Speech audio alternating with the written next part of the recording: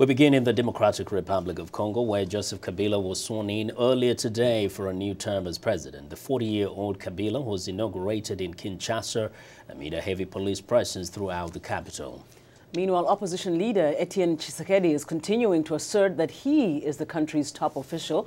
Tshisekedi disputes last month's election results that international observers say had numerous irregularities during the voting and ballot tabulating process. The 79-year-old Tshisekedi has declared himself president and says he will take office Friday. The United States has called the vote seriously flawed, although it is not clear if the problems were enough to change the outcome of the election.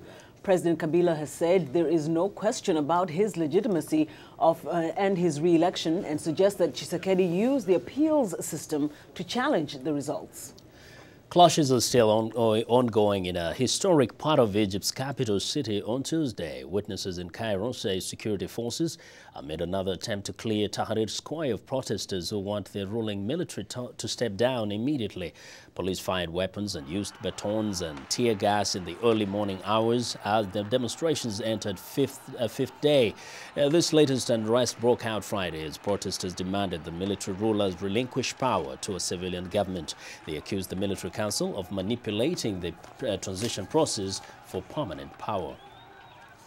The civil war in Libya is over, but Russia is renewing calls for NATO to investigate possible civilian deaths during NATO's airstrikes in Libya.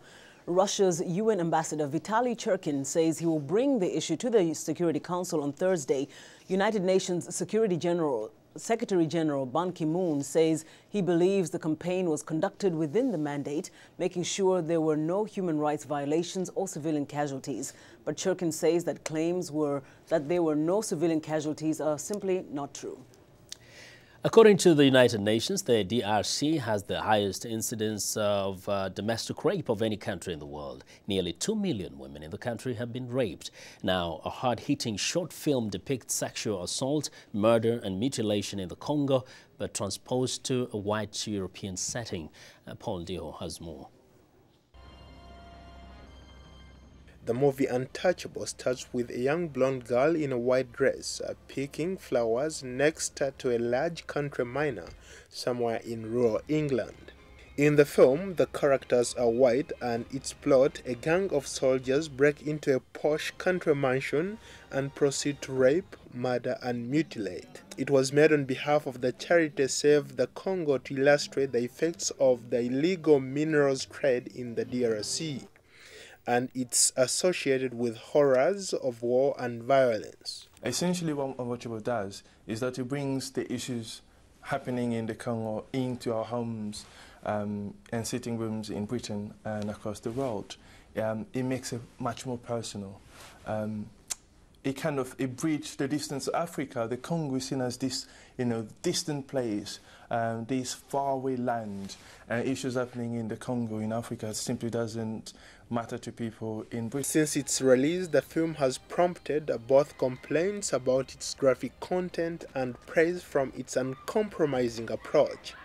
Co-director Mark Hawke says that the scenes were so horrific, even the actors found them hard to film. It was a really hard film to make. I mean, the teenage girl was traumatized by what happened. Interestingly, the whole crew, when we filmed the rape scene, in just one cut, because that was really all that anybody could take. And we had a support group for the teenage girl and for the mother afterwards, because we knew that they would be pretty upset by what was going on. But the soldiers, the actors that played the soldiers as well, were extremely upset. Hawke is quick to point out that the scenes played out in the film are a reality for hundreds of men, women and children who live in fear of the conflict engulfing their homeland. More than 8 years after the formal end of a war that killed millions and drew in 6 other African countries, rebel groups and the Congolese army continue to battle for the control of mine sites deep in the hills of eastern Congo. Tampa says he hopes people who watch the film will support global efforts to stop conflict minerals, cutting off money to rebel groups and helping bring peace to the region. If we can stop the blood mineral market, if Europe can essentially sort of take measures that stops blood minerals from Congo from entering the European market, that would affect the financial means of rebel leaders to buy weapons as well as equipment to carry on their campaigns. In 2010, U.S. lawmakers took steps to force companies to disclose whether they use minerals such as gold or tungsten coming from places like the DRC. Electronics firms such as Apple and Hewlett-Packard are not waiting to see the fine print into the law, and they say they are no longer sourcing from the region, having launched their own industry drive against such conflict minerals. Paul Ndiho, VOA News.